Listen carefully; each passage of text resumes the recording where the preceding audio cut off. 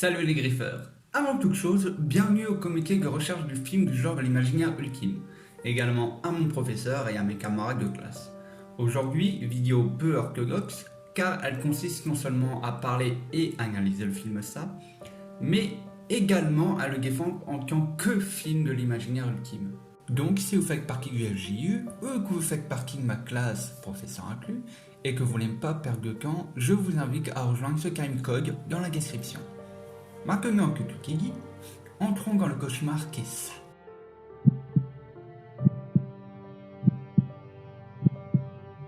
Ça, il est revenu est un film américain réalisé par Tommy Lee Wallace, connu pour avoir réalisé le film Halloween 3. Ce film est classé dans la catégorie de films d'horreur fantastique. Il est une adaptation du roman de Stephen King nommé It, ou Ça en français.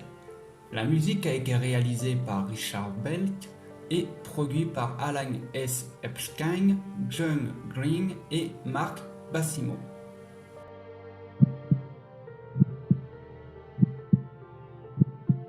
Maintenant que je vous ai présenté le résumé du film, je vais vous passer la bande-annonce, ou si vous préférez, je vous la mets en description. Et l'araignée hachue le soleil.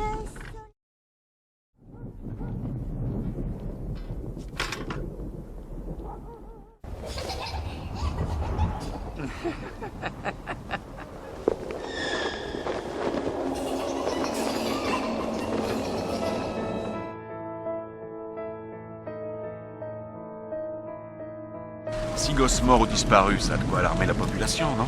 Chef, c'est pas normal ce qui se passe depuis quelque temps à Derry. Et vous le savez. Il est temps d'avertir les autres de ce qui se passe. Je ne peux pas attendre plus longtemps.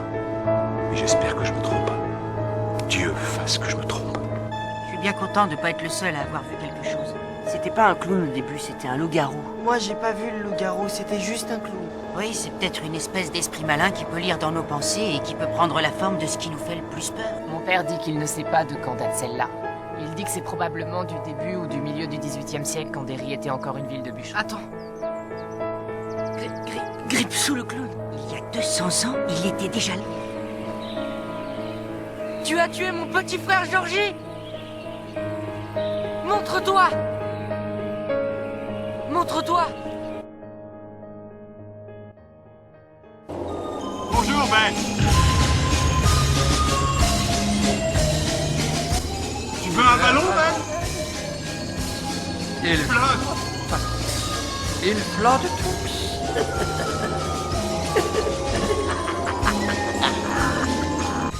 C'est le clown qui nous a fait descendre ici. On flatte tous. Qui es-tu? Je suis Vicky Blanc, je suis Mathieu Renard. Nous sommes tous les enfants morts. Approche-toi, mes amis. Nous voulons tous te connaître. Nous flottons, nous flottons.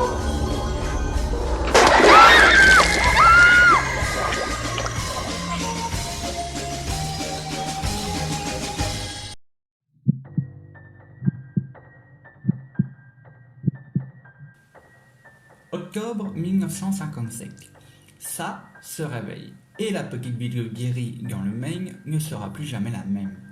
7 enfants font face à une horreur inimaginable qui apparaît sous plusieurs formes et notamment Gripsou, un clown qui vit, chasse et tue dans les égouts de la ville. Des années plus tard, ces adultes qui ont survécu sont assez courageux pour retourner à Derry et arrêter cette tuerie.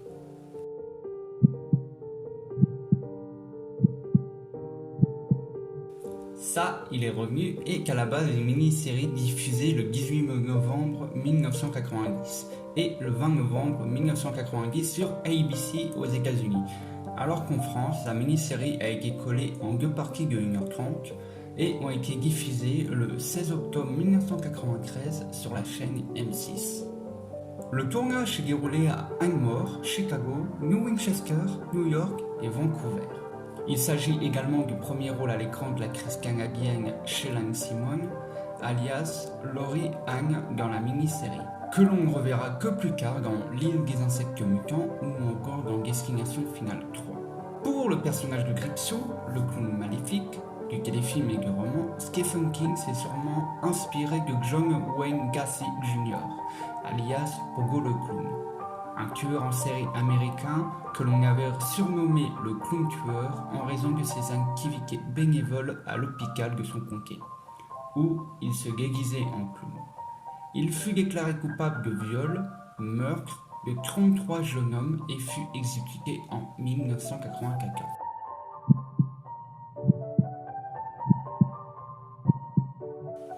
Dans la mini-série, le premier meurtre apparent est une petite fille, alors que dans le roman, c'est qu'un jeune homosexuel.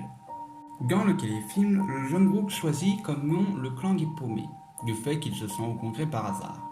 Dans le roman, il se nomme le clan des raquets, du fait qu'ils se font tous martyriser à un moment ou à un autre par le groupe de Henry Bowers ou par Henry Bowers lui-même. Dans la mini-série, il n'est jamais mentionné que ça est une femelle. Par ailleurs, les œufs que ça a pondus et que Ben se charge de détruire ne sont ni mentionnés ni montrés dans la mini-série. Le 29 Nelbert Street, lieu important dans le livre où les enfants rencontrent ça pour la première fois, n'existe plus dans la mini-série. Dans le roman, à Skygreth, ça prend la forme d'un lépreux et non pas celle de Gripsou dans les douches communes de l'école. Qui plus est, Bill et Richie y rencontrent ça sous la forme d'un loup-garou dans cette maison, et non pas Richie seul dans les sous-sols de l'école. Dans la mini-série, la scène où Beverly alias Bev blesse Gripsou dans son encre dans les égouts, cette scène ne se situe pas au même endroit dans le roman. Dans le roman, Gripsou est originellement blessé dans la maison au 29 Nelbert Street. Dans le roman, la bibliothèque symbolise le passage de l'enfance à l'âge adulte, symbolique totalement oublié dans la mini-série. De plus, Richie se fait attaquer par ça sous la forme d'une statue en plastique de 6 mètres de haut représentant Paul Bunyan, un héros américain. Tandis que dans la mini-série, Richie se fait attaquer par des ballons qui explosent en immaculant la quête de sang de toutes les personnes présentes dans la bibliothèque. Dans le livre, ça se réveille tous les 27 ans, tandis qu'elle se réveille tous les 30 ans dans la mini-série.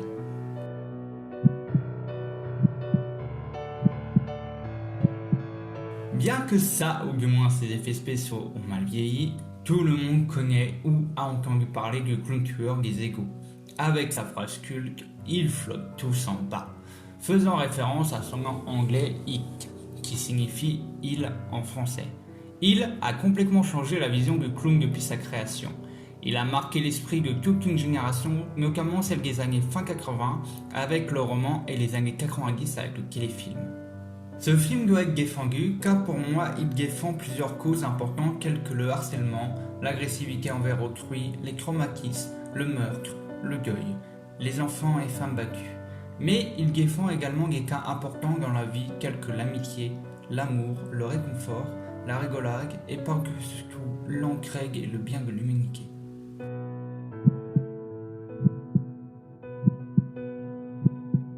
Ça nous a montré énormément d'aspects dans la vie, notamment le passage de l'enfance à l'âge adulte, par le pacte du groupe des paumés, pacte qui consiste à se tenir la main et jurer de revenir si ça n'était pas mort, ou dans le roman où Bev a couché avec tous les garçons de la bande, une fois ça vaincu, et jure de revenir si ça réapparaissait. A noter que les pertes de mémoire des personnages est aussi un passage de l'enfance à l'âge adulte, car on ne se souvient jamais de toute notre enfance. Freud nous montre également que Stephen King n'est pas que le maître de l'horreur, mais aussi un grand philosophe dans la psychologie. Dans mes recherches sur les thèmes abordés pour ce film, je suis tombé sur une des études de Freud qui est reliée au film, ou du moins ce que beaucoup pensent. L'étude se nomme « Le ça, le moi et le surmoi », mais seulement le ça nous intéresse. Voici comment Freud décrit le ça. Ça est la partie la plus obscure, la plus impénétrable de notre personnalité, lieu de chaos, marmite pleine d'émotions bouillonnantes. Il s'emplit d'énergie à partir des pulsions, mais sans témoigner d'aucune organisation, d'aucune volonté générale. Il tend seulement à satisfaire les besoins pulsionnels en se conformant au principe de plaisir. Le ça ne connaît et ne supporte pas la contradiction. On n'y trouve aucun signe d'écoulement du temps. Le ça désigne la part la plus inconsciente de l'homme. C'est le réservoir des instincts humains, le réceptacle des désirs inavoués, et refoulé au plus profond. Ces besoins pulsionnels ont besoin d'être canalisés, notamment via la sublimation. qui consiste à réaliser de manière détournée un désir pulsionnel. L'exemple donné par Freud est l'art qui sublimant ses pulsions via l'art. Mais en reliant ces calculs de Freud, nous pouvons montrer beaucoup de similitudes avec ça, notamment le lien des besoins pulsionnels, dont le besoin de plaisir. Il est dit dans le film que ça mange. Mais à un moment du film, ça nous avoue préférer la viande des enfants. Le besoin mélangé au plaisir. Il est aussi présenté que le ça ne montre aucun signe d'écoulement du temps, comme ça qui semble être immortel.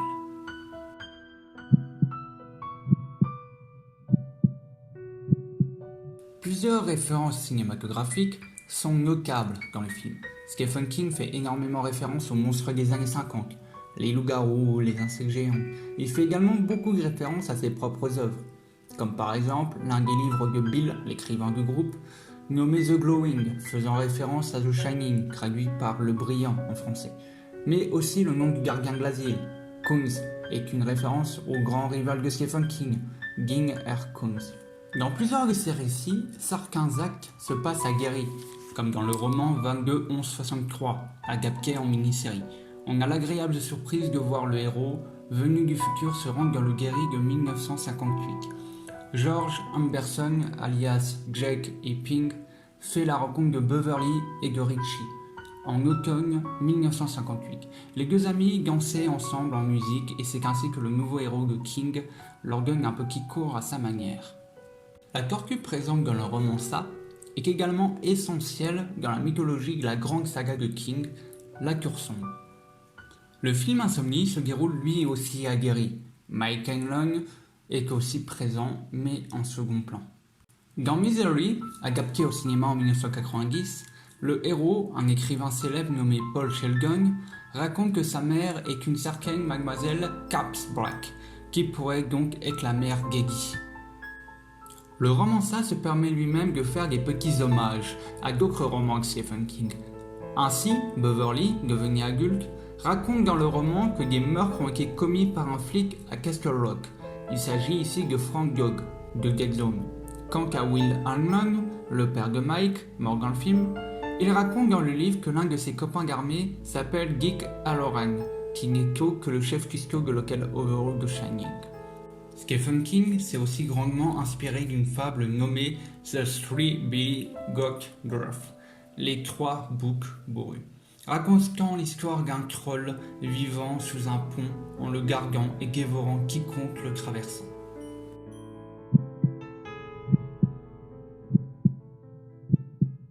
Sur le site stephenking.com, Stephen King nous raconte comment lui est venue l'idée de son roman, qui deviendra le roman le plus vendu de son temps. Voici comment il raconte son inspiration. En 1978, ma famille vivait à Bulgaire, au Colorado. Un jour, sur le chemin du retour d'un déjeuner dans un magasin de pizza, notre toute nouvelle AMC Matador a littéralement abandonné sa transmission. La fichue chose est tombée sur Paul Street. Le véritable embarras se tient au milieu d'une rue animée du centre-ville. Surveillant idiotement pendant que les gens examinaient la voiture abandonnée, et la grande chose noire graisseuse qui se trouvait sous elle. 2 jours plus tard, le concessionnaire a appelé vers 5h de l'après-midi. Tout était sur un cric. Je pouvais prendre la voiture à tout moment. Le concessionnaire était à 5 km. J'ai pensé à appeler un taxi, mais j'ai décidé que la marche serait bonne pour moi. Le concessionnaire AMC se trouvait dans un parc industriel isolé. Une parcelle de terrain autrement déserte à 1 km de la banque de fast-food et de la station-service, qui marque la bordure et Tangue Roche. Une étroite route non éclairée m'a conduit à cet avant-poste. Au moment où je suis arrivé sur la route, c'était le crépuscule. Dans les montagnes, la fin de journée arrive à la hâte. Et je savais à quel point j'étais seul. Environ un quart de kilomètre le long de cette route était un pont en bois, bossu et étrangement pittoresque en jambant un ruisseau.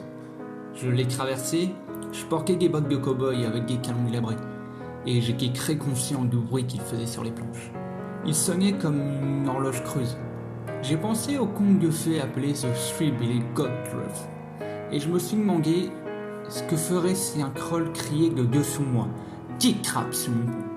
Tout d'un coup, j'ai voulu écrire un roman sur un vrai troll sous un vrai pont.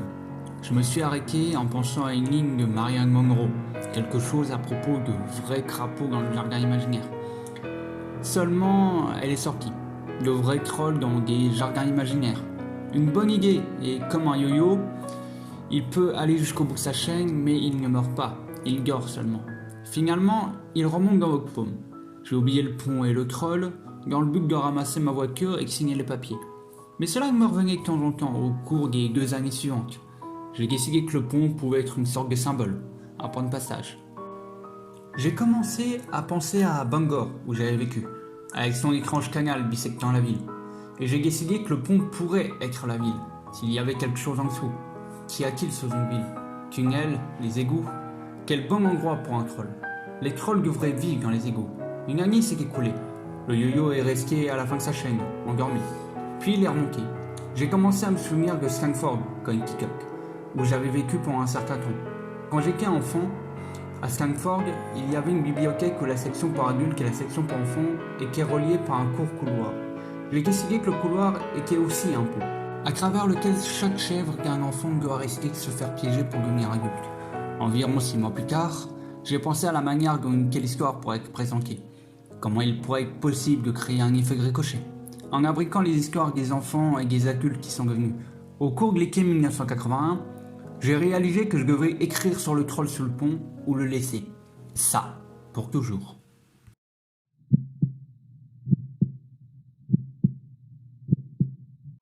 Nous pourrons donc en conclure que ça doit être présenté en tant que film du genre de l'imaginaire ultime. Sachant que Stephen King est le maître de l'horreur, nous sommes obligés d'aimer ses œuvres et ses films. Parce que quoi de mieux que des fables imaginaires pour créer un film imaginaire?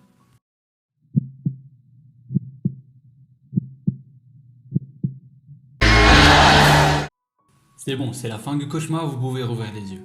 Merci au comité de recherche du film du genre de l'imaginaire ultime de m'avoir écouté. J'espère que cette vidéo vous aura convaincu et vous aura plu. Si c'est le cas, j'espère que vous défendrez mon film en tant que film du genre de l'imaginaire ultime. Si vous êtes intéressé par d'autres vidéos de ce genre, abonnez-vous à ma chaîne et allez voir mes autres vidéos. Et comme j'ai bientôt fini mes parcelles, j'aurai plus de temps pour faire des vidéos. Mais d'ici là, je vous dis au revoir et à la prochaine pour plus de cauchemars.